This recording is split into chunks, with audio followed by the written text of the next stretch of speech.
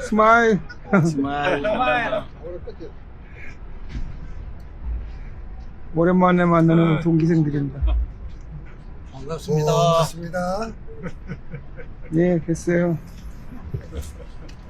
창이 아주 멋있게. 아니, 나 영상 찍기 때문에. 우리 박동호 회장님, 서울 시내 4대 궁궐, 4대 궁궐이요. 경복궁 옆에 창덕궁, 예? 창덕궁. 그다음에 여기가 옛날 이름이 경운궁입니다. 그다음에 요 넘어 서대문 넘어가는데 요쪽 옛날 서울고등학교 자리가 경희궁. 예? 그렇게 4개 궁궐인데, 그다음에 창경궁은 창덕궁하고 같이 붙어 있기 때문에, 근데 그건 궁이 아니고 옛날에 대왕 대비들 갈 데가 없잖아요. 예? 그래 갈 데가 없으니까 그 사람들 대왕 대비 할머니들 그렇게 모아준 데가 그 창덕궁 안에 창경궁. 창경궁이네. 창경궁인데 옛날 그 어디 동물원이었잖아요. 언제 거기가 창덕궁이. 창경궁이. 근데 이제 일제 시대가 되니까 창경궁을 헐어버리고 거기다가 창경원 궁 대신에 그 밑에 원으로 만들어 놓고 그 위에다 식물원 만들고 동물원 만들고. 근데 그 동물원 싹 헐어가지고 그 동물원에 있던 도구가 어디로 갔느냐? 과천 어린이 대공원으로 간 겁니다. 그게 옛날 일제 시대 때. 그러면 여기는 원래 아까 뭐라 그랬어? 경운궁 자리인데 여기는 보잘것없는 자리였는데, 그러면 여기가 언제부터 이게 두각을 나타나기 시작했냐? 조선을 건국한 이태조가 고향이 어디냐면 함경도예요. 함경도 저 함흥 골짜기 거기서 태어나가지고 그 당시 이 원나라, 거기는 원나라 지역이야. 거기서 벼슬을 했어. 거기서 벼슬을 해서 거기서 결혼을 했는데 그 부인이 한씨야. 그 한씨 밑에서 6남, 7남 7아들이 태어난 거예요. 그리고 세월이 바뀌어서 원이 망하고 또 우리 고려가 망하고, 원이 망하니까 고려가 망하고, 그 틈에 나라를 다시 세워서 나타난 사람이 이성계예요. 이성계는 고향에 향처를 놔두고 개성에 와가지고 여자를 하나 얻었으니 이를 경처라고 해요. 네, 경처. 그래서 첩이 아니고 경처, 향처, 경처. 근데 경처에 얻은 여자가 강씨예요. 근데 이태조보다 20살이 어려. 아주 어린 사람을 딱 품이 안았으니, 야, 얼마나 아늑하고 밤이 좋았겠어요. 그렇게 사랑에 빠졌어. 그러면 고향에 있는 천은 촌티가 잘잘잘 흘렀고, 여기 와서 얻은 여자는 아주 부티가 나고 머리도 샤프하고 팩팩 돌아가니까 이 사람이 홀랑 빠진 거예요. 그래 거기서 난 아들이 둘이가 있어. 방언이 방석이. 방원이 방석이. 그래 마지막이 그 방석이야. 그런데 왕권 다툼이 일어났을 거 아니오. 근데 이성계 마음이잖아. 이성계인데 이성계의 맏아들은, 이 사람 삐딱해. 원래 마이들이 삐딱하잖아요. 나 아버지 나라 세우는 거나 반대. 나는 옛날에 고려 왕조에서 태어나서 고려에 나는 충신이 되겠습니다. 나 안 해. 아버지하고 안 해. 하고 머리 깎고 절에 들어가 버렸어. 그러니까 그건 빼. 둘째 아들이 그러면 이제 바톤을 이어받았는데 어쨌든 여기서 살면서 경복궁에서 거기서 경처하고 딱 살다가 그 마지막 방석이한테 왕위를 물려주네. 근데 여기 뿔 따고 난 사람이 5째 아들 방원이가 무슨 소리야 이게. 그리고 반란을 일으켜서 방석이하고 그 밑에 지 형 둘 죽여버리고 방석이, 그 다음에 지 마누라 그러기 전에 왕위를 거기다 물려주고 나서 마누라가 여기서 얼마 안 있다가 죽어버렸어. 마누라가 죽으니 마누라 산소를 여기다 쓴 거예요. 원래 100m 이상. 백리 밖에다가 묘를 써야 되는데 그 여자 묘를 여기다 썼다고. 여기가 그래서 여기가 정동묘가 되는 거예요. 네? 정동이란 말이 그때 생긴 거예요. 그리고 또 그것도 모자라서 여기다가 흥천사라는 절을 또 세웠네. 유교 국가에서 절을 세워서 그 마누라 강씨 마누라의 복을 빌어주네. 맨날 이성계가 와서 불공 드리고 똑딱똑딱똑딱 거리고 하니까 방언이가 속에서 불불 끓었겠지. 그리고 죽자마자 묘를 여기다 써주고 그랬으니까 이성계가 죽고 나니까 법을 바꿔가지고 후처는 왕후가 될 수 없다. 그래서 법을 바꿔가지고 죽자마자 묘를 파가지고 묘를 파서 저 정릉에서 옮겼어. 그래서 거기 정릉이 된 거예요. 여기는 정동이 되고 정릉이 됐어. 그 다음에 그것도 모자라서 여기 있는 비석, 그 다음에 능에 있는 그 석재로 이거 싹 헐어가지고 왕교에 딱 그 해에 홍수가 나가지고 막 떠내려가고 하는데 그 다리를 놨는 데다가 거기 옹벽 쌓고 다리 놓는데 그 도를 다 써버렸어. 얼마나 원한이 맺혔습니까? 근데 그게 정도전이라는 사람이 책산대, 이성계 책산대. 이 친구는 방석이 편이야. 방석이 편인데 이 홀로 방언이가 그들을 대적해서 싹 조져버리고 지가 권력을 찬탈했는데 지가 그냥 눌러 앉을 수는 없잖아. 그러니까 지 둘째 형한테 왕을 딱 씌워주고 당신 왕을 씌워서 줬으니 이 사람이 정종이 되는 거예요. 태정, 태세, 문단세 때 정종. 그 둘째 형이. 이 사람이 왕이 오르니까 그 밑에 동생들도 생각이 달라지잖아. 나는 뭐야 이거. 그래서 밑에 놈들이 꿈틀꿈틀거리니까 밑에 놈들 입 다물게 하려고 정종도 스스로 물러나게 만들고 지가 왕을 딱 찾아. 그러기 전에 둘째 정종은 여기에 아버지하고 싸운 거, 막내 아들하고 싸운 거, 이 피해 도시는 싫다. 나는 우리 다시 돌아가겠다. 해가지고 만올대로 올라가. 만올대가 저 개성이에요. 서울을 개성으로 옮겨. 개성에서 얼마 2, 3년 해먹다가 스스로 물러나게 만들고 왕위를 태종이 원이가 왕을 찾았으니 이 3대 왕 태정, 태종이 되는 거예요. 그 사람이 다시 원위치 해가지고 창덕궁으로 들어가서 여기서 왕으로서 이게 그래 이 땅이 그렇게 역사가 있는 땅이에요. 요 정도 그런 역사가 하나가 있고 두 번째 역사는 그렇게 흘러내려갔다. 태정, 세조 때에 이런 세조는 누구를 밀어내고 왕이 됐나? 단종을 밀어내고 왕이 됐는데 그 단종이 묻힌 데가 어디예요? 영월. 경수 보고 물어봐. 이 양반 동네 충절의 고향 영월 땅에 묻혔으니 그 단종의 묘호가 뭐예요? 묘 이름이 뭐예요? 그걸 장릉이라고. 장릉 동네에 정치인이야 정치. 이 사람 정치. 방송에도 나왔어 정치인이라고. 근데 그 단종을 밀어내고 세조가 왕을 차지했는데 이거 그 밑에 저 동생들도 세조의 동생들 그 밑에가 안평대군이야. 안평대군 밑에 저 밑에 있는 금성대군이야. 이놈들이 또 꿈틀거리네 또.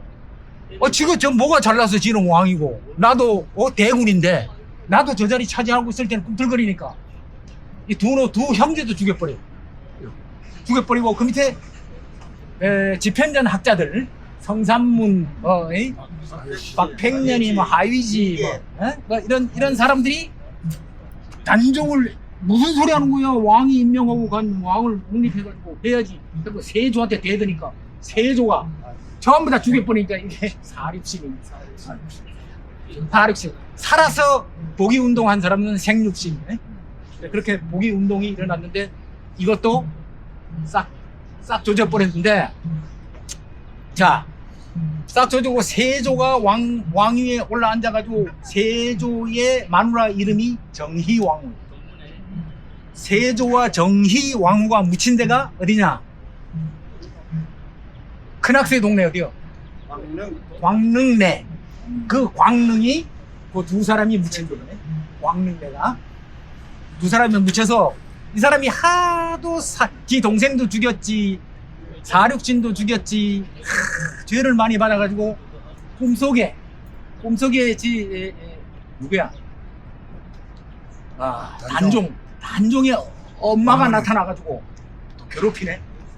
잠자리도 사놨고 뭐 다 사놓으니까 피부병이 걸려서 온 동네 오대산, 그다음에 이 절에 다니면서 이렇게 피부병 낫는다고 왔다 갔다 하다가 세월 다 보낸 거예요. 상원사도 가고. 원천도 가고. 자, 그러면 이 세조가 그 다음에 왕위를 또 물려줘야 될 거 아니에요.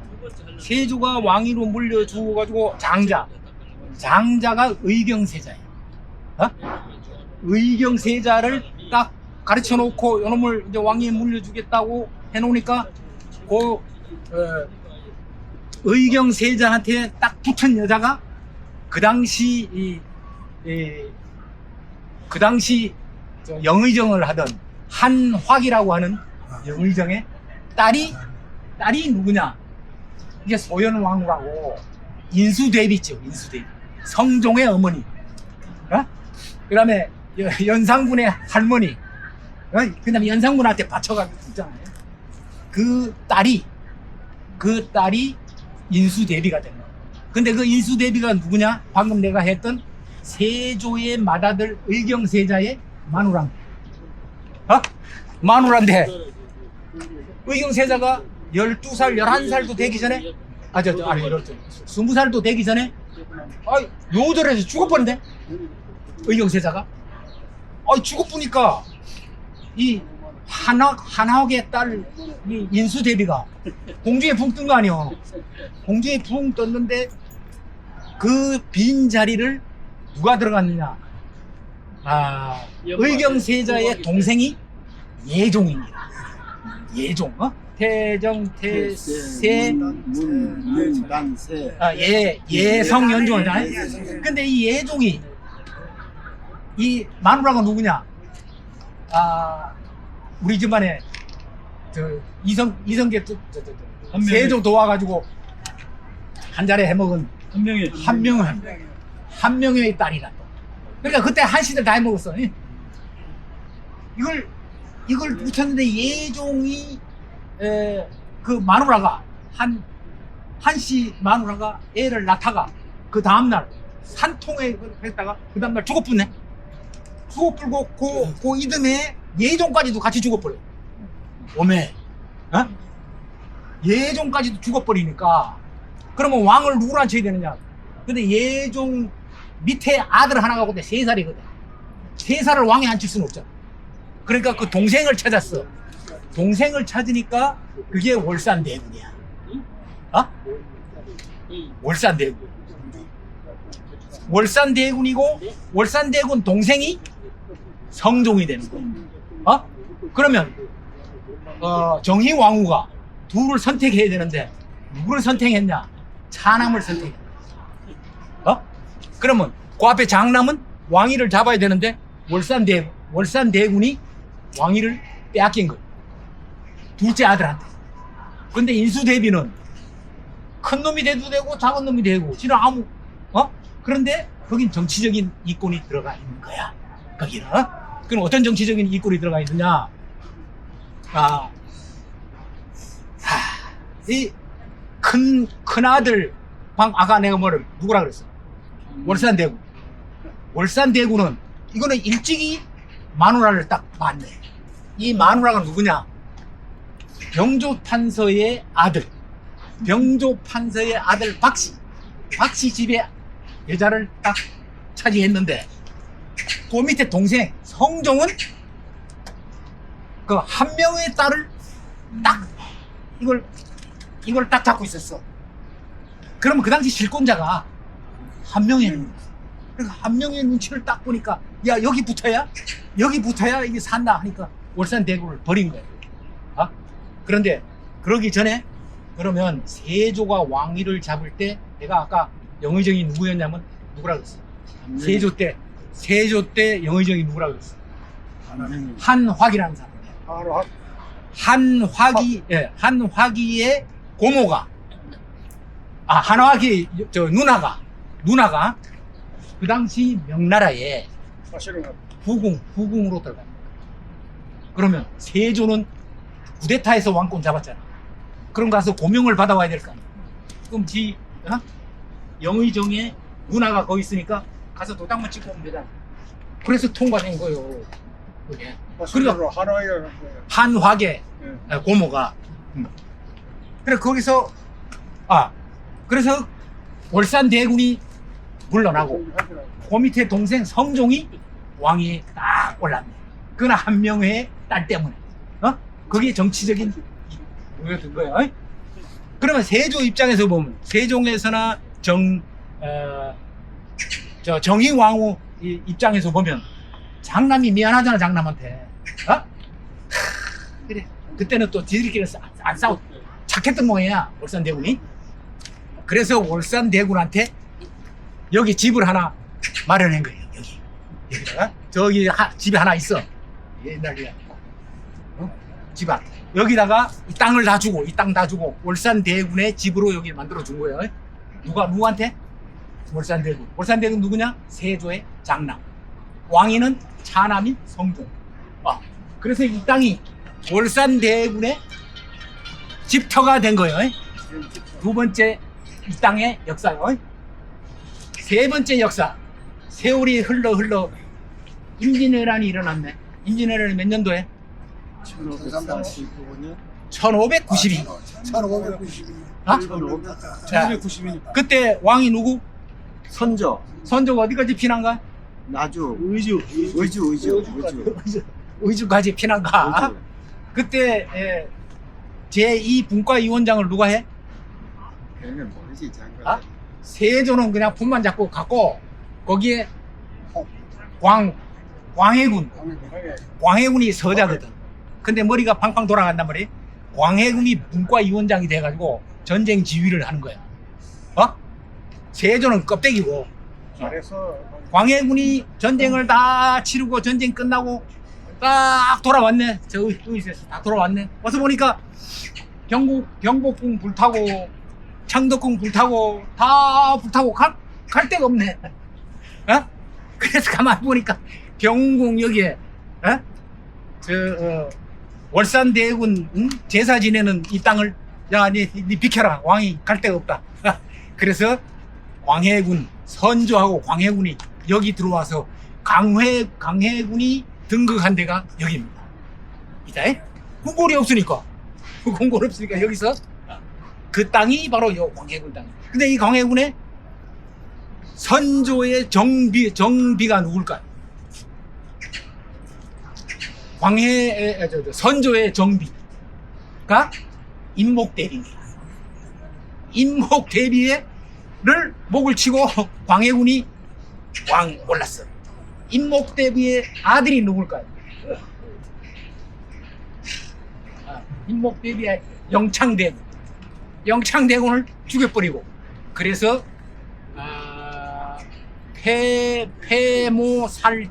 무슨 뜻이요? 폐모살제 무슨 뜻이요? 어머니를 폐하고 동생을 죽였다. 아이고 이 사람 역사에 요즘 세모살제 말 나오는데 그래 그게 그 얘기야. 요즘 정치에 세모살제 말 나오고 폐모살제에서 광해군이 여기서 왕위를 잡고 그 다음에 광해군도 누구한테 밀려 나오느냐? 그래도 쿠데타가 일어났으니 그게 인조 반정입니다. 인조 반정이 일어나서 그놈아가 요와서 다시 또 물러나는 거야. 그래 이제 그런 역사적인 땅이 여기에요. 오케이? 그럼 내가 몇 가지 얘기했어. 태조 얘기하고, 또, 월산대군 얘기하고, 또, 광해군 얘기하고, 이제 남은, 이제 여기하고 연결되는 마지막 얘기가 누구냐? 고종 얘기. 고종 얘기. 고종 때 경복궁 다시 재건한 거예요. 이제 경복궁 고종 때 와서 270년이 지나면 나머지 거기서 재건을 했고, 고종 때 여기를 들어왔는데, 여러분들 고종은 1864년도 철종이 죽자마자 조대비가 조씨 무슨 조씨? 평양주시. 말고 경상도 그 밑에 청량조씨. 풍량 풍량조씨. 풍량조씨인데 그 당시 세도를 잡고 있는 집안들이 안동김씨인기라. 맞아. 안동김씨의 세도 잡는 틈을 비집고 견제 세력으로 등장한 게 풍량조씨. 그 조씨의 여자 우두머리가 조대비. 오케이? 그럼 조대비가 딱 보니까, 야, 이거 안동김씨들이 너무 많이 해먹었고, 조씨들 집안에서 이제 인사권이 있는 거예요. 거기에 돈도 없고 백도 없고 힘도 못 쓰는, 딱 보니까 고종이 보이는 거예요. 이하응이가 눈에 보이는 거예요. 대원군이, 저 아들이 12살인가 뭐 하나 있다지. 그거 갖다 앉혀놓으면은, 조대비가 임명해서 고종이 철종이 14년 해먹어요. 철종 14년 해먹고 그해 14년에 고종이 등극을 해요. 12살에. 근데 실권은 이항의한테 있는 거예요. 이항의가 실권을 잡고 쇄국 정책을 쓰는 거예요. 야, 서양 놈들 다 필요 없어. 다 필요 없고 우리끼리 오케이. 그래서 정치를 해 나가는데, 쇄국 정치를 한다고 되는 게 아니라 세계적인 흐름은 이미 서양 사람들이 중국을 해먹고, 그 다음에 옆에 있는 속국인 한반도에 요것도 좀 먹을 게 없나 하고 날름거리는 시대로 들어온 거예요. 고종 때. 그런데 대원군의 쇄국 정책에 눌려서 민비나 그의 처인 민비나 장원 민씨야. 민비나 고종이나 발언권이 없어. 이항의가 다 해먹어. 그런데 세월이 흘러서 10년이 흘렀네. 그러면 고종이 22살이 되는 10년이 되니까, 아버지 이제 그만. 나도 이제 자립해야 되겠습니다. 그 10년 만에 정권에서 물려나 대원군이. 그리고 고종이 친정을 받아들였는데, 고종이 우리 문경수 회장 같이 조금 머리가 샤프하고 말이야, 좀 팍팍 돌아갔으면은 정권을 딱 잡겠는데, 이것도 또 마누라한테 이것도 꼼짝 못하네. 이 사람은 아니야, 이 사람은 아니고. 그 민씨가 그 사람이 긴 줄 알았어. 이 민씨가 다 해먹네. 이게 민씨 집안이. 그래 민씨 집안이, 그러니까 조선의 그 앞에 세대인 안동 김씨 못지않게 이놈의 장원 민씨들이 곳곳에 다 막혀가지고 해먹으니 이놈의 나라가 제대로 흘러 들어가겠어. 그 역사적인 배경이 한반도가 세계회의 경랑 속에 딱 들어 앉을 때라. 그게 뭐냐? 중국이라는 나라가 잠자는 사자라고 서양 사람들이 이거 먹을까 말까 직접 되던 해에 영국이 여기 과감하게 대들어요. 영국이. 그게 1840년도에 전쟁을 벌였으니 그 전쟁 이름을 아편전쟁이라는 게. 아편을 이제 팔아먹어서 돈 건드려 보니까 이놈의 중국이 속된 말로 족도 아니거든. 그러니까 그 뒤를 따라서 프랑스 놈들, 독일 놈들, 러시아 놈들, 또나 개나 왕창 달려들어가지고 중국을 뜯어먹네. 이게 나온 게 태평천국의 난이요, 1900년대에 들어서 의화단 사건이요. 그거 들어올 때마다 이 중국은 다 깨지고 뭐 엉망진창이 돼버리는 중국은. 이런데 우리는 여전히 중국의 속국이야. 청나라의 속국이야. 그럴 즈음에 고종이 왕권을 잡고 이제 쇄국 정책을 그만하겠다고 부르짖었던들 서양 세력들이 배를 몰고 와서 강화도에서 개항을 해라, 문을 열어라 하고 포를 쏘고 대더니 이것이 역사에 기록된 제일 먼저 프랑스 군대가 들어왔어. 이것을 병인양요라고 병인년에 일어났다. 그 뒤를 이어서 1972년도, 70년도, 72년도 그때에 미국놈 배가 또 들어와서 제너럴 샤먼호가 들어와가지고 평양 대동강을 따라 흘러가면서 문 열어라 하고 분탕질을 하니 그걸 우리 역사는 신미양요라고 기록하고 있습니다. 그래, 병인양요, 신미양요가 끝나가지고 1880년, 70년도에서 80년대로 넘어오는데 이때 서양 놈들이 하는 짓거리를 쫙 보고 야, 우리도 서양 놈들을 따라서 얼른 개화해야 되겠다고 동양 지역에서 눈을 제일 먼저 탁 뜬 나라가 일본. 일본이에요. 일본 놈들이 서양 놈들이 하는 짓거리를 딱 봤거든. 그래 이거를 딱 보고 우리도 개화해야 되겠다고 외세의 영향을 받지 않고 자기 단독으로 중앙 집권 체제에서 그 다음에 교육기관도 신식 교육, 문물 이거 받아들여서 이 나라를 혁명 세력으로 바꾸어 놨으니 이를 무슨 정권?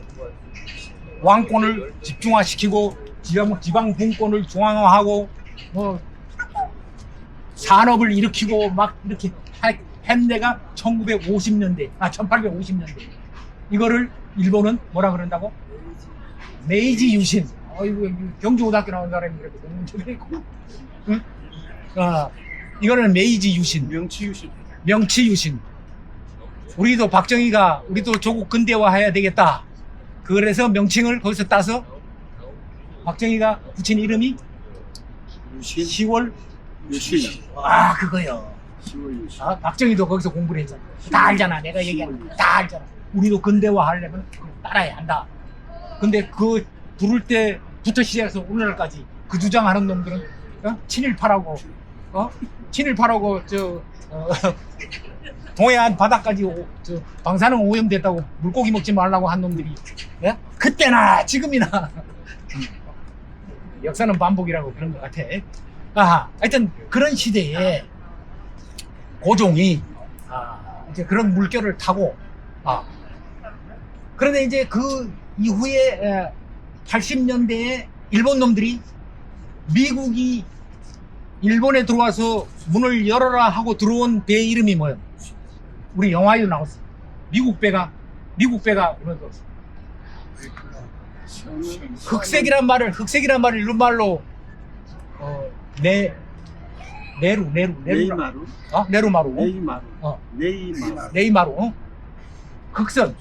흑선이라는 배를 타고 들어와서 문 열어라 했는데 와, 시커먼 배가 전기장 석탄 떼고 시커먼 하얀 연기가 막 오르는 게 2만 톤급 배 두 채가 도쿄만에다 딱 대놓고 싸울래 문 열래 이렇게 도쿄가와 가문에다 대고 선전포고를 하니까 일본 놈들이 이게 뭐야? 근데 그 당시 일본 배는 요거는 2,000톤인데 요거는 200톤짜리 돛담배. 야, 이거 싸워봤자 얼른 야 문 열어줘라 해가지고 문 열고 미국 배가 들어왔는데 자 1년간 시간을 준다. 우린 돌아간다. 1년 후에 돌아왔을 때 싸울 것인가 우리 말 듣고 개항할 것인가를 결정해라. 우리 간다. 그리고 돌아가요. 근데 그때 일본 배가 미국 배가 도쿄만으로 들어온 항로가 어디냐? 항로가 유럽을 돌아서 그 당시 스페인령이었던 카나리아 반도에서 물과 기름을 받고 물과 석탄을 받고 그리고 계속 대서양을 횡단해서 일본으로 홍콩만 그쪽으로 해서 들어와서 일본으로 들어온 게 그 항로가 네덜란드 항로예요. 그 항로를 타고 이렇게 들어온 거야. 왜 그랬을까? 태평양은, 미국에 있는 건너서 오면 태평양은 대서양의 300거리. 오다가 석탄 받아야 되고 물 받아야 되는데, 식량 받아야 되는데 거리가 너무 멀어. 그러니까 이렇게 돌아서 온 게 그때 항로예요. 1년 후에 돌아왔어. 문 열을래 하니까 오케이, 문 연다. 그래서 일찍 일본은 포함방 안 쏘고 문을 열어줬어. 그때부터 일본은 서양 문물을 받아들여서 개화를 시작한 거예요. 그 개화를 시작하고 1860년, 70년, 80년이니까 30년 만에 우리 조선반도에 들어오는 거예요. 이게 조선반도에. 그리고 이 근방에 저 앞에 보면 성공회 건물이 있어요. 성공회 건물이 영국 앵글리칸 교회라고, 성공회가 천주교에서 나와서 기독교한 영국 교회예요. 그 다음에 미국 대사관이 이쪽에 있지만 그 사람은 공사 가족들 사는 데는 요거 여기 있어요. 그 다음에 여기에 독일 대사관, 프랑스 대사관, 네덜란드 대사관, 여기 카나다 대사관, 이 밑에 전부 대사관 건물. 여기. 이제 고종을 얘기하다가 이제 들어온 거야. 세월이 흘러서.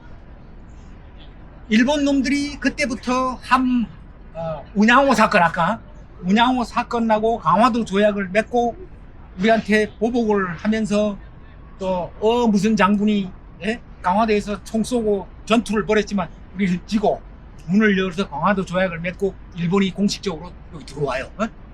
배가 들어오고 그때 개항한 게 제물포, 부산, 원산 3개 항을 개항을 합니다. 그리고 일본 서양 배들이 우리나라로 진출해서 들어와. 그 즈음이야. 그런데 일본 놈들이 거기에 호시탐탐 계속 상점도 짓고 지네, 집도 짓고 도로도 닦고 지네. 그렇게 해서 제일 먼저 털을 닦은 데가 어디 갔어? 저 우리 김문태 직장 있는데 명동 쪽에 몰려든 거야. 그 명동이 일본 놈이 명치 유신할 때 명자예요. 그 명동. 알걸 명적. 그래. 그 일본 놈들이 거기다가 상권을 만들기 시작한 게 그 명동이. 그 명동의 상인 회장이 우리 김문태 박사하고. 그 양반 서해바다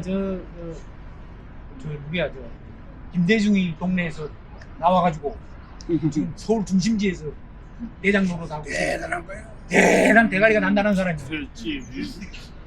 어쨌든 그래서 일본 놈들이 여기 들어와가지고 간섭하면서 세력을 넓혀가는데, 넓혀가면서 필연적으로 누구하고 부딪혀? 일본 놈이 왕성. 청나라하고 부딪히잖아. 청나라는 여기 종주권을 주장하고 있고 일본 놈들은 야곰야곰 먹고 들어오고 청나라하고 이렇게 부딪히는데, 22살 때 고종이 22살 때 고종을 보내놓고 지가 실권을 딱 잡으면서 일본 군사 고문단을 받아들여서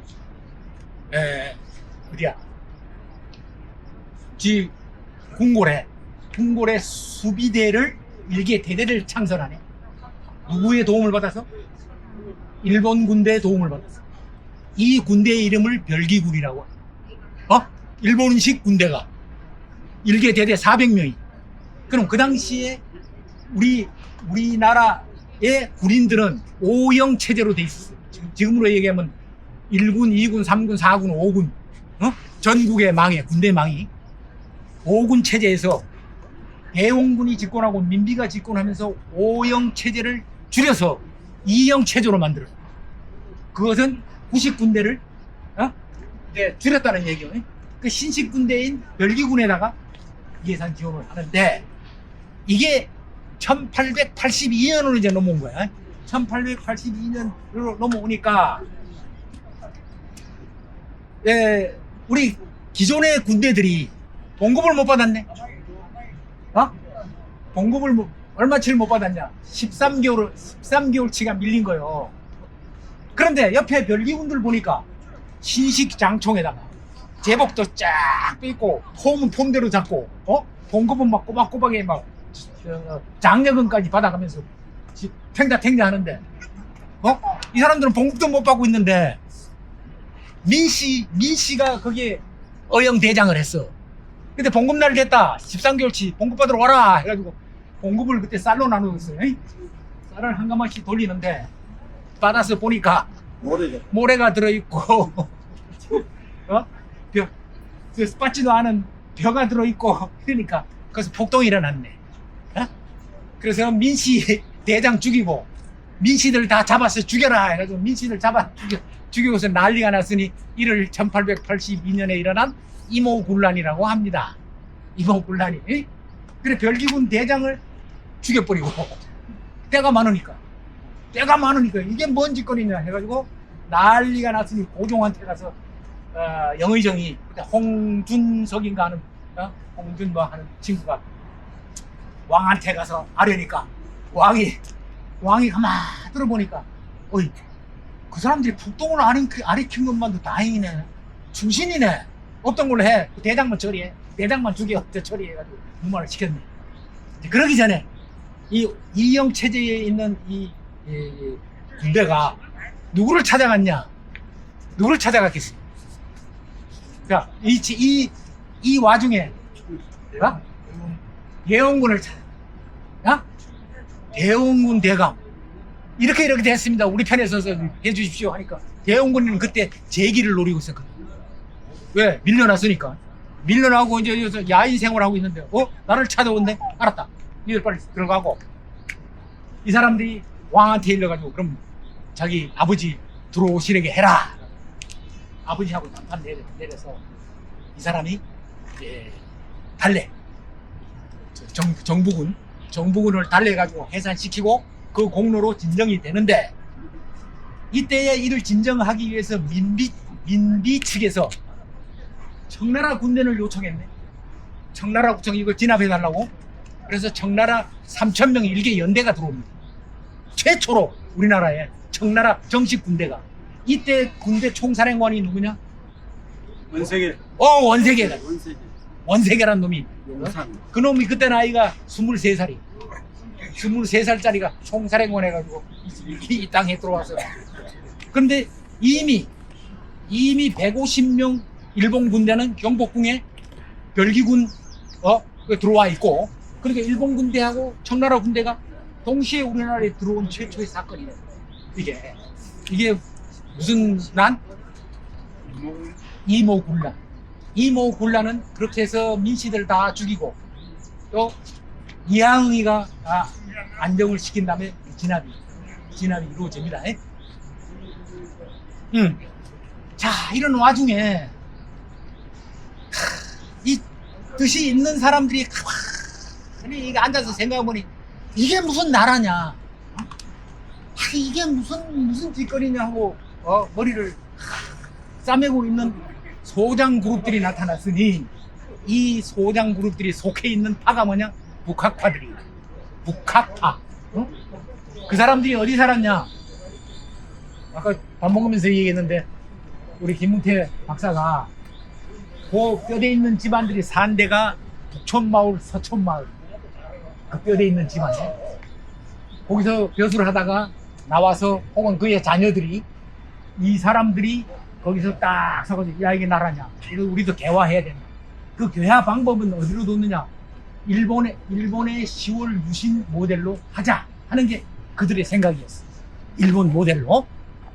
그래서 이 사람들이 모여가지고 수탁공 해서 난리를 지겼으니 이것을 1982년도 이모군란에서 2년이 지난 1984년도에 그 사람들이 이 나라를 다시 개혁해 봐야 되겠다 하고 정변을 일으켰으니 이 정변 이름을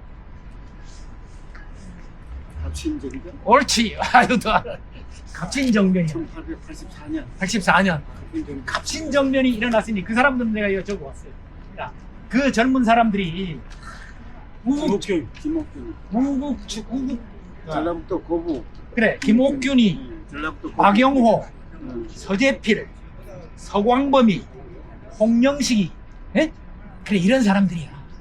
근데 이 중에서 내가 딱 집어서 지금 얘기해 주려는 사람이 누구냐? 서재필이라는 사람. 이때 요 사람들 중에서 제일 나이 어린 사람이 서재필. 서재필이가 이 중에서 나이가 23살. 거기 살았던 그래도 귀족 출신의 명문 가문에서 그래도 밥이나 먹던 사람이 이 일을 일으켰어. 근데 이 사람들이 모의를 어떻게 했느냐? 일본 사람들을 등에 업고 자금을 조달받고 병력 소총 지원받아서 우리가 난리를 일으킬 테니까 일본 도와라. 그러니까 일본 놈이 일본의 총영사가 오케이 도와주겠다 해가지고 일으켰네. 이게 10월 정도. 어디서? 우리나라 최초 우체국 우정국의 개관식을 하면서 거기서 난을 일으켰고, 그 난을 일으키기 전에 민비와 고종을 정우궁이라고 지금 현대건설 가옥에 있는 그 옆에 경우궁이 있었어. 거기다가 모셔다 놓고 시작을 했는데 경우궁에 와 있던 고종과 민비가 마음이 바뀌어버렸어. 야, 일본 놈 이건 아닌 것 같고 그래도 청나라 뒷배를 타야 되겠다 해가지고 이 사람이 둘이 창덕궁으로 들어가 버리네. 들어가 보면서 망해버려. 이게 실패로 끝나요. 그래서 이를 3일천하라고 해. 그러면 하루아침에 3일 만에 역적이 돼버린 거예요. 역적 집안이 돼버린 거예요. 이게 우리나라 조선왕조 500년 시대에 두 번째로 피비린내 나는 이 난리가 났어. 제일 첫 번째 난리 난 게 아까 얘기했던 사륙신들, 세조가 사륙신을 살해했던 그 다음 그보다 더 큰 이 별난 사건이 일어난 게 이때의 얘기예요. 그러니까 그때 반란이 일으켰던 집안은 4대까지 멸하는 거예요. 4대까지 사돈의 8총까지 막 싹 죽였는데 그때 죽은 사람들이 570명. 지금 우리 그 역사에는 그렇게 기록이 3일 끝났으니까 별로. 그런데 여기에서 내가 서재필이를 얘기하는 이유는 서재필이가 담양사람. 집안이 담양사람인데 서재필이가 이거 하기 전에 그 이웃 동네에서 박씨 여자를 얻어가지고 살림을 차리고 있었어. 살았어요. 그 아들도 넣고 살았어. 근데 이 친구가 서울로 유학가 와가지고 여기 가담을 했어. 하다가 몇몇 사람은 잡혀서 죽고 대역죄로. 요 사람들은 일본 배로, 나머지 서재필이하고 뭐 박영호 뭐 이런 사람들은 제물포로 피난해서 일본 배 타고 일본으로 도망가 버려. 그래서 살았어. 그런데 조정에서는 일본 놈들한테 회유를 해가지고 빨리 돌려보내라 하고 했지만은 일본 사람들이 배를 띄워가지고 일본으로 돌아가. 그래서 일본으로 돌아가서 딱 보니까 계속 압력이 들어오거든. 그때 서재필을 내가 얘기하는 거야. 야, 여기 있다가는 언젠가는 또 잡혀서 끌려가겠구나. 더 멀리 가야 되겠다 해서 서재필이는 미국으로 가요. 배를 타고 미국으로 건너가. 미국으로 건너가서 의학 공부를 해서 의사가 되고 암스트롱이라고 하는 여자를 얻어서 미국 국적을 취득하고 그 이후에 독립신문 발행할 때 편집자로 미국 국적 신분으로 들어와. 서재필이가. 그럼 들어오기 전에 서재필이 마누라는 어떻게 됐느냐? 서재필이 박씨 집안에서 서씨 집안에 시집 갔는데 그 당시 시집 간 여자들은 안 건드렸어. 조정에서 안 죽였어. 안 죽였는데 그 집안에서 너는 역적 집안이야. 너는 네 집으로 돌아가. 그래서 박씨가 쫓겨났냐? 쫓겨나서 박씨 집안에 오니까 이 친정 아버지가 야, 너는 저 집 귀신이니까 여기 와서 죽을 생각 하지 말고 저 집 가서 죽어도 저 집 가서 죽어라 하고 가마에다가 약사발을 치렀구나. 가서 죽으라는 얘기지. 그러니까 이 여자가 다시 가마 타고 시집에 와서 그거 마시고 죽었다는 얘기. 그거 마시고 죽었다는 얘기. 이 비극이 갑신정변 이후에 3일 만에 역적 집안으로 고통받은 우리 민초들의 얘기예요. 그러니까 서재필이가 얼마나 가슴이 쓰리고 아픈데 그래서 조국을 구하겠다고 서양 마누라 데리고 우리나라 대한제국 선포될 때 마누라 데리고 와서 독립문 우리 지난 가을에 갔을 때 그 독립문 돈 보태가지고 만들고 독립운동을 했어. 서재필 박사 공유회. 한 사람만 내 꼬집어서 얘기를 한 거예요. 아, 이게 1984년도 얘기고, 아, 이제, 네, 또 세월이 흘러서 이러고 있는데 무슨 생각했냐? 탈출을 해야 되겠다. 이 사람 생각에는 일본도 아니고 청나라도 아니고 제3국을 선택했으니 러시아.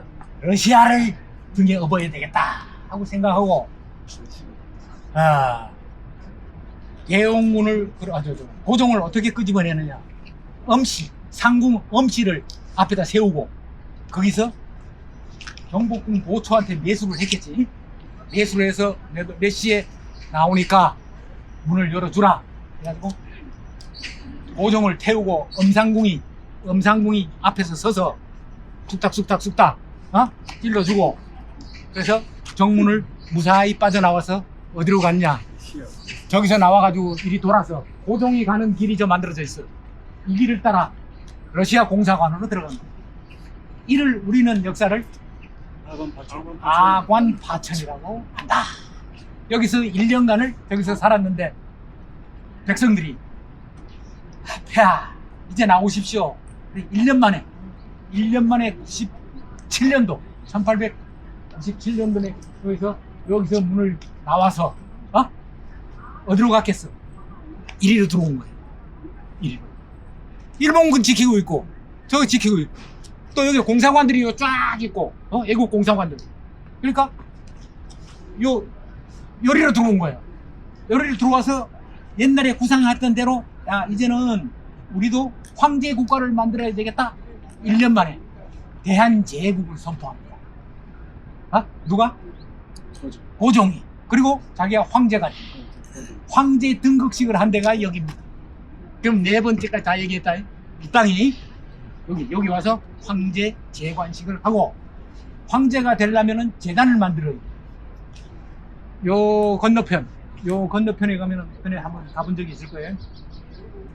조선호텔, 롯데 백화점, 그 뒤에 황후궁이라고 조상신을 모시는 그 정자를 만들어 놨어. 그 나머지 거는 조선호텔, 일본 놈들이 그거 다 헐고 거기다 조선호텔을 만들어 버렸어. 그리고 여기 흔적이 없어. 그래, 그거 이제 시간 남은 그쪽에 한번 그거 만들고 거기서 제사를 지내고 제단 짓고 황제가 되는 거야. 황제가 되면 왕이 입던 곤룡포라 그래. 곤룡포는 원색 있지. 원색. 황제가 되면 황색 옷을 입어요. 황제. 그 다음에 면류관을 써요. 우리 예수님도 가시 면류관 쓰고 황제가 돼서 하늘나라 가셨잖아요. 선생님. 그러니까 그 대열에 끼는 거야. 황제라고 하는 그 레벨은 하늘의 천자라 그러잖아. 하늘의 아들이요. 뭐 미안한 얘기지만 역사적인 얘기니까 그 천자가 되는 거예요. 황제는. 그리고 하늘의 신을 계시를 바로 받아. 오케이? 황제가 돼서 황제 가시 12개 구슬로 옥이 달린 면류관을 쓰고 황제 제의식을 여기서 하게 됩니다. 우리는 지금부터 황제국입니다. 근데요, 여러분들 황제라고 하는 것은 제후국이 있어야 되는 거예요. 조공 바치는 나라가. 우리나라 조공 있어? 없지. 그러니까 명색만 황제. 그 아이디어는 누구의 후원을 받아서? 러시아의 후원을 받았어. 그 당시 러시아 황제는 누구?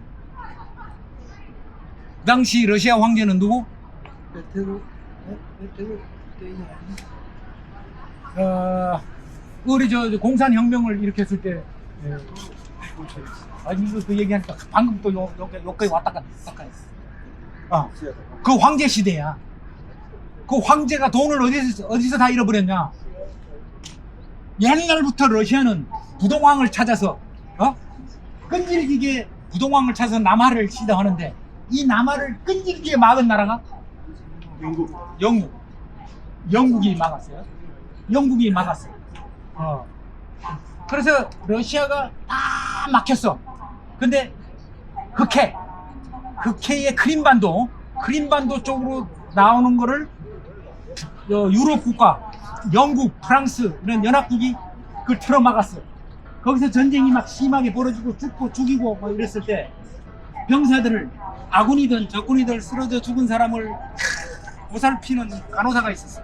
누구? 나이팅게일. 네? 그게 그때 얘기예요. 아? 그러면 나이팅게일이라는 이름은 새 이름이요. 겨울에 남쪽에 갔다 봄이 되면 북해 쪽으로 해서 유럽으로 날아오는 새 이름이 나이팅게일이에요. 그 새 소리가 아주 제잘제잘제잘제잘 아름다운 새로 그 음악에 나오는 저 무슨 세레나데? 무슨 세레나데고 그 곡을 이름이 나이팅게일 세레나데라 그래. 그래 하여튼 그 시절에 전쟁 비용을 거기다가 막 쓰고 나니까 요 황제가 전쟁 비용 돈이 모자라 돈이 없어. 그래서 한 게 뭐야? 그래서 한 게 720만 불 주고 파는 거. 알래스카. 누구한테? 미국한테 팔아먹어요. 그때 땅을 치고 지금 후회한들 알래스카 그리 넘어간 거야. 끈질기게 하여튼 러시아의 남하를 막기 위해서 영국은 부단히 노력했는데 이거를 막으려니까 아시아 지역으로 이제 다 유럽에서는 다 망하고 이쪽 망하고 아시아 지역으로 뚫고 들어온 게 이 러시아거든. 러시아가 어디를 뚫고 들어와? 한반도 쪽으로. 이게 아간 파천하는 게 이거예요. 러시아의 황제 국가에 이쪽으로 들어왔네. 그래서 고종이 그쪽으로 들어가서 코치를 얻어서 러시아의 힘을 빌려서 우리는 독립을 유지해야 되겠다라고 포부를 밝혀서 우리나라도 러시아 친러 사람들을 등용해서 내각을 구성해요. 그때 누가 고종이. 그런데 1800년대 말 요 황제국 선포하고 고종이 힘 좀 이제 쓰나 했더니만 그때 러시아가 러시아 전이다. 러시아 전에 한반도에 아까 내가 청나라 군대하고 일본 군대가 있다 그랬잖아. 있는 이 와중에 우리나라에 동학난이 벌어져. 1894년도에 이 양반 동네 고부 전북 고부 전라북도 고부. 그래 거기에 시 고부면 거기서 동학난이 벌어지는데 이걸 진압하고자 민비는 청나라 군대를 등에 업었고 또 옆에 개화파 이런 젊은 세대들은 일본 군대를 업어서 양쪽 군대가 둘이 부딪혔네. 어디서 제일 먼저 부딪혔느냐? 평택 앞바다에서. 해군이 평택 앞바다에서 거기 상륙해서 그 일대에서 성완이라는 데서 성완이라는 데서 전투가 벌어져서 일본군이 이기네. 그리고 그 여세를 몰아서 지상군대가 저 평양으로 해서 저 의주까지 쫙 일본 군대가 쳐들어가. 그리고는 해군은 평택 앞바다에서 해군의 승전을 이끌고 다시 산둥반도로 들어가서 산둥성 위에라는 데서 걔들 함대를 기습해서 폭파시켜버리네. 일본 군대가 거기서. 그래서 청일전쟁이 벌어졌는데 여기서 누가 이겨?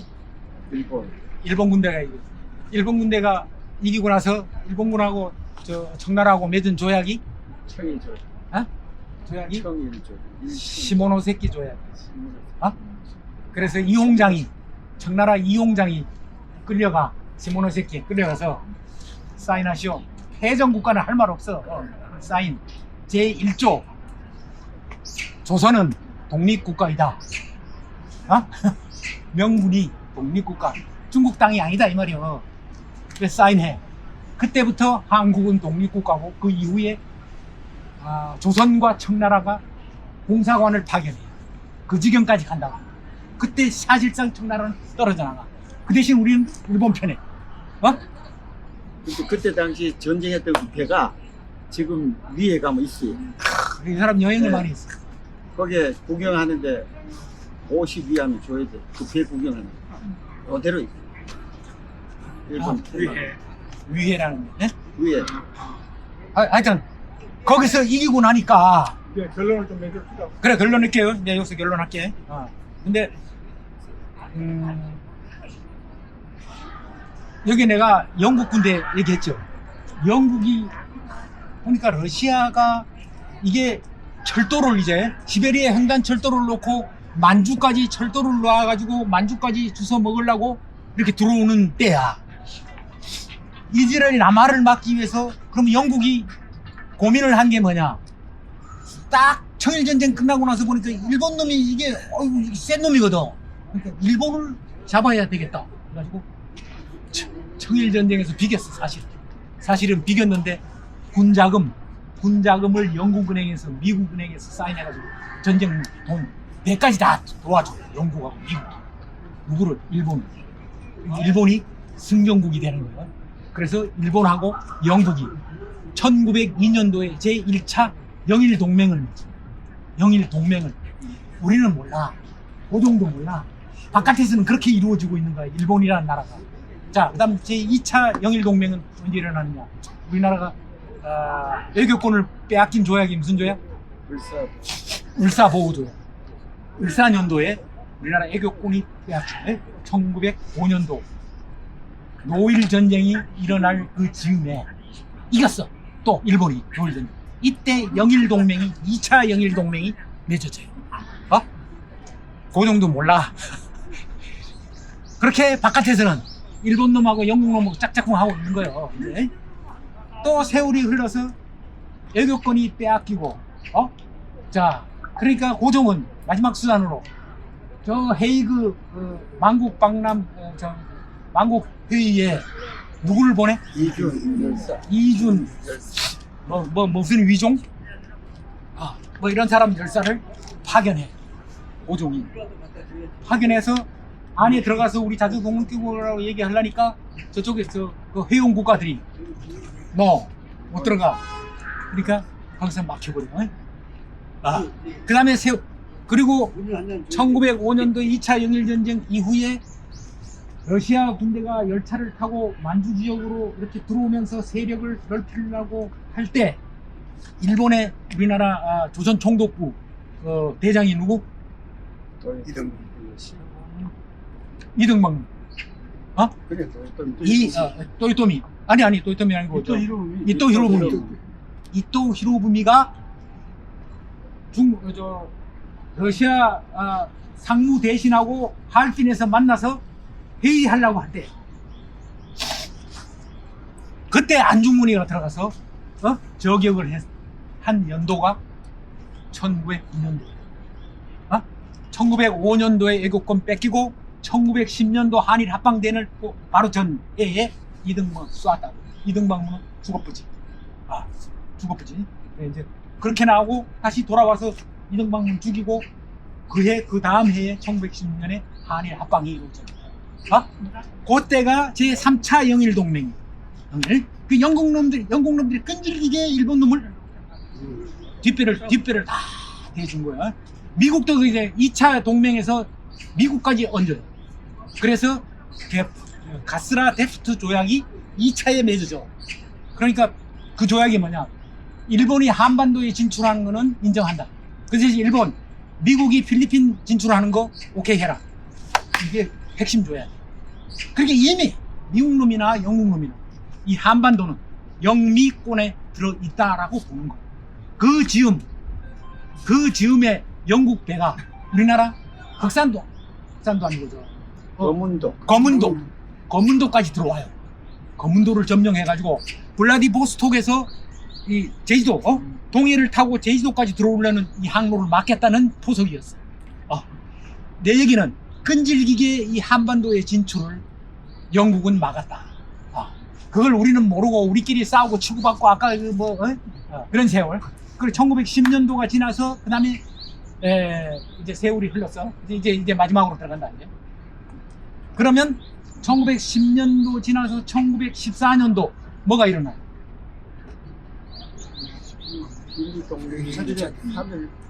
1차 세계대전이 1914년. 자, 자연스럽게 일본은 누구 편? 영국 편이지. 동맹이니까 영국 편. 1차 대전에 누가 승리해? 연합군이 승리하지. 연합군의 일원이 누구요? 일본이잖아. 그런데 오스트리아, 그 다음에 스위스, 오스트리아 그쪽 나라는 독일의 식민지였거든. 그런데 그거는 독일 놈이 패전국이니까 야 니들 독립. 근데 일본은 패전국이 아니잖아. 한반도는 장아, 니들은 인정. 그 우리 독립 못한 거야. 어? 우리는 그때 좋은 기회를 일본남 아까 영일 동맹의 3차 얘기했잖아. 이게 다 짝짝꿍이 돼서 있었던데 우리는 우리끼리 여기서 잘난 채. 어쨌든 그렇게 이어지면서 2차 세계대전 때는 또 반대로 일본 놈이 미국 놈 등지잖아. 미국 놈 등지고 누가 이겨? 미국 놈이 이기니까 우리나라 자동뽕으로 독립하면 뭐해? 분단. 김일성이 이승만이 어? 오늘날까지 이제 이렇게 되는 거야 역사는. 그래서 역사는 나는 오늘은 이제 주로 세계사적인 측면에서 내가 이렇게 얘기를 했고, 요거는 내 부분적인 얘기를 했어. 우리 거 보면은 국수주의에 빠지기 쉬워. 일본 놈 죽일 놈이고 뭐 누구 어쩌고 이게 이분법으로 보게 되는데, 이 세계의 흐름을 그 당시에 세계적인 흐름이 그러면 왜 고종이 여기 와서 황제국을 선포했을까?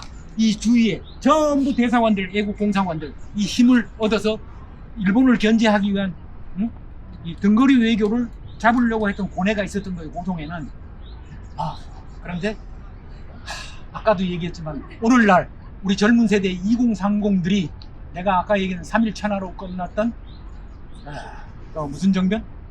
갑신정변의 김옥균이와 같은 그런 선구자들이 있었기 때문에 그나마 우리나라의 독립운동이나 우리 맥을 이어올 수 있는 기초를 570명이 죽어갔지만 그 씨앗이 살아나왔듯이 우리나라 오늘 숨막히는 오늘날의 전국도 우리 2030이 김옥균이와 같은 생각으로 다시 개화 이 세계 무대로 뻗어나가는 힘이 됐으면 좋겠다 하는 생각으로